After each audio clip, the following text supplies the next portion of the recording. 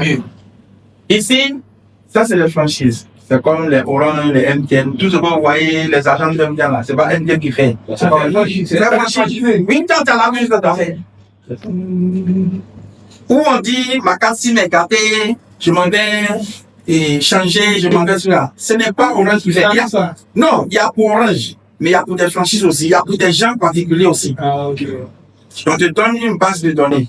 Il y a une base de données, il y a une base de données. Maintenant, on te demande de faire l'agrément. Tu remplis la condition, tu as l'agrément, tout ça. MTN le fait, Orange le fait. Oui, le fait. Oui. Les stations services, il a pris les ans. Vous voyez, non? Donc, eux, ils le font. Je vois ce que tu vois. D'accord. Donc, quand il a pris les ans de les stations services, les stations services ont un contrat avec le grand groupe. Quand on dit, donnez-moi le nom d'une station. Total, c'est le grand groupe.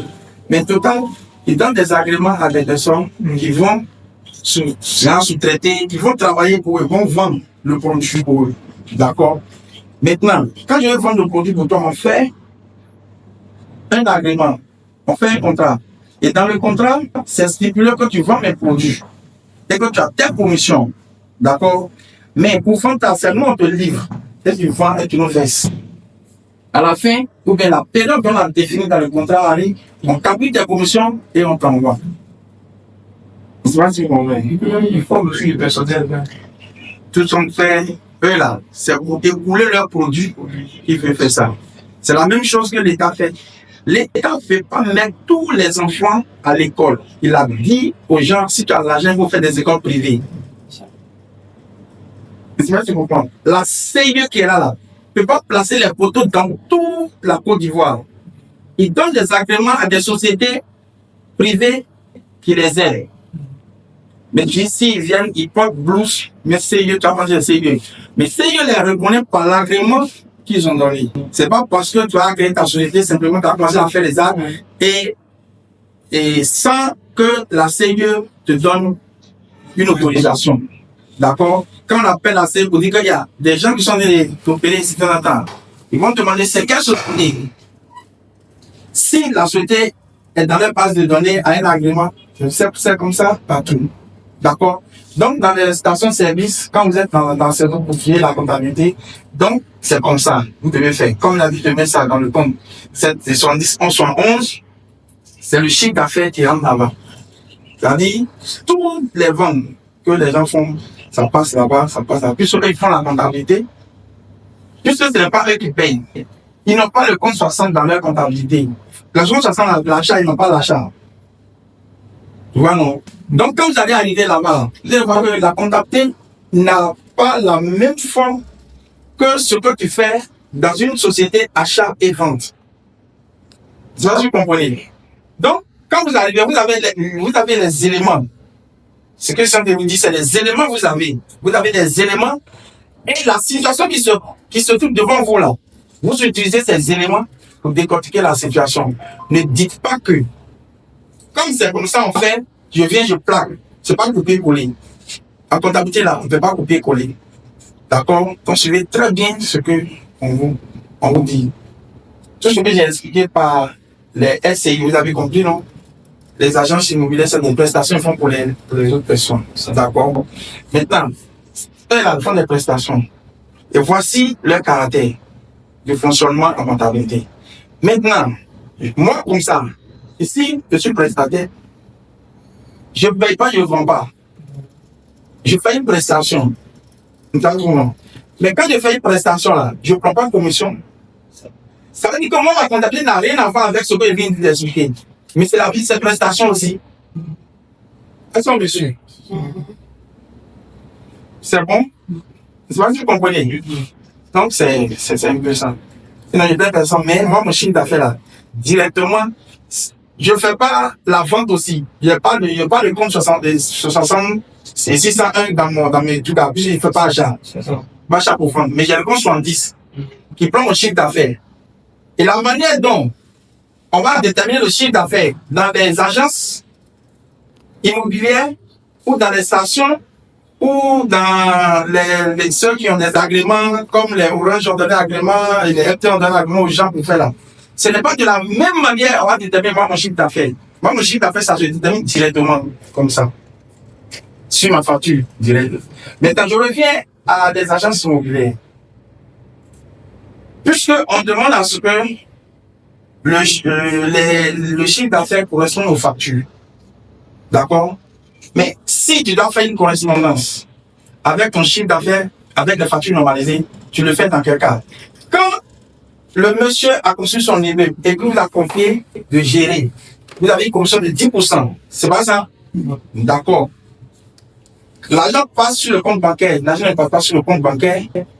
Tout compte fait que, à la date que vous êtes convenu, si la date arrive, vous prenez tout l'argent des locataires, vous enlevez votre 10% dedans, et vous lui reversez le reste. Si vous voulez reverser lui par virement bancaire, si vous voulez faire le chèque, si vous voulez retirer et lui donner. D'accord? Mais, quand vous finissez là, c'est comme si lui vous a payé votre commission. Envoyez-lui une facture pour la commission. Si c'est 10 millions que vous avez, 1 million dessus, ou bien 100 000 dessus, vous lui faites une facture normalisée devant une commission de 100 000. Puisque c'est lui qui vous a gardé son immeuble de gérer. Mais vous avez collecté l'argent des locataires. Mais l'argent des locataires, ce n'est pas pour vous. Ce qui est pour vous là, c'est les 10%. Mais qui vous donne? C'est lui qui a son bien. D'accord? Donc, si vous remettez les 10 millions, d'accord? Et il vous dit, bon, je vous paye combien maintenant pour le travail que vous avez abattu? Il vous dit 100 000. Ok, tenez les 100 000. Oui, monsieur, tu vas où? Donne-moi mon reçu, donne-moi ma facture. Mieux de payer. Tu me donnes rien pour que je puisse justifier que tu t'es payé. Donc là, tu lui fais une facture normalisée de 100 000. C'est ça dans ta comptabilité. Tu vois, non? C'est ça dans ta comptabilité. C'est ça qui fait dans le chiffre d'affaires. Parce qu'on a fait la correspondance de tes factures normalisées avec le chiffre d'affaires que tu as déclaré dans les états financiers. Et le chiffre d'affaires que tu as déclaré sur lequel tu as payé les impôts. Vous voyez? D'accord. Je profite en même temps pour vous dire que la facture et le reçu, il y a une différence. Quand on dit facture et on dit reçu, non. Vous êtes des professionnels. Ne faites pas c'est comment vous appelez, ne faites pas ces erreurs. J'envoie une facture à un client, d'accord? J'envoie une facture à un client. Ne m'est pas dit que le client a payé. C'est pour lui dire que j'ai fait le travail. Ou bien j'ai livré la marchandise. D'accord? Et voici ta facture. Ça veut dire que le contrat de vente ou bien le contrat de prestation a été exécuté et que le montant que je dois recevoir de ta part est mentionné sur un document qu'on appelle facture. Mais jusque-là, tu n'as pas encore payé. La facture ne dit pas que j'ai payé. La facture dit que les deux parties savent qu'est-ce qu'il est dit en fonction d'un règlement, d'un montant. Ok. Il a pris sa facture. Ah, c'est 1 200 000. Je me suis là, d'accord. Bon, ok, d'accord, je suis. Donc, on doit le payer. Alors, la semaine prochaine. La semaine prochaine arrive, tu appelles ou bien tu viens et on te paye. Et le client te donne de 1 200 000. En même temps, tu sors ton carnet de reçu, monsieur. Tu écris 1 200 000. Je sais que tu m'as caché.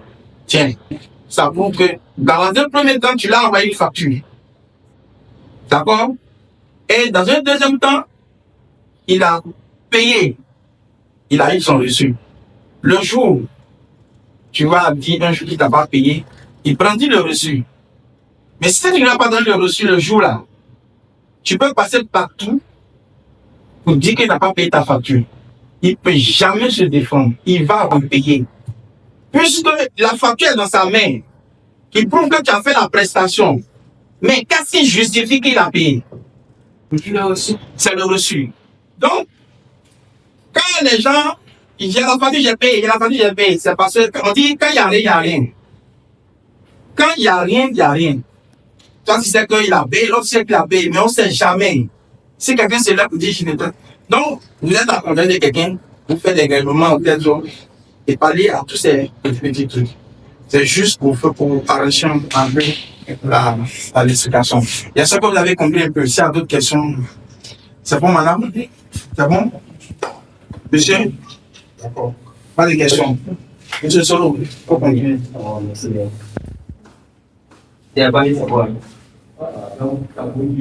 Si vous avez aimé cette vidéo, nous vous proposons alors la formation complète en comptabilité sur 5 modules. Module 1, création et mise en place de la comptabilité. Module 2, la tenue de la comptabilité. Module 3, déclaration fiscale, sociale et comptabilisation. Module 4, travaux de fin d'exercice. Module 5, élaboration et compréhension des états financiers, bilan en compte de résultats au TFT et notes annexes.